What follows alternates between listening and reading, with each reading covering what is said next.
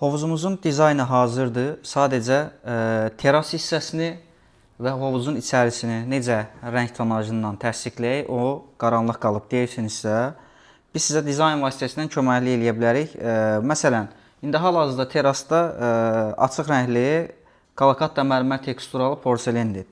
Biz onu indi hal-hazırda dəyişəcəyik başqa travertin görünüşdə bir daşa.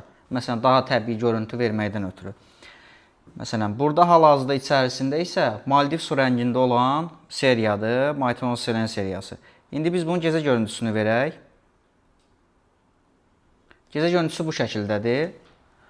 Əgər terası yenə də dəyişib başqa bir rəng tonajına çevirmək istəyiriksə, fərqləndiririk. Hovuzun modeli daşma hovuzdursa, bunun bord hissəsini və kanal elementinin də rəngini biz dəyişə bilirik.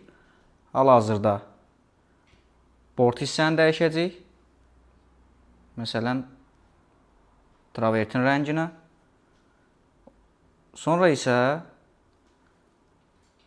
bu hissəsini kanal elementini də dəyişirik və dizaynımız bu şəkildə hazır olur. Siz də hovuzlarınızın həm teras, həmçinin də iç daxili dizaynını, su rəngini təyin etmək istəyirsinizsə, biz sizə proqram vasitəsilə bunu dizayn edərək köməklik göstərə bilərik.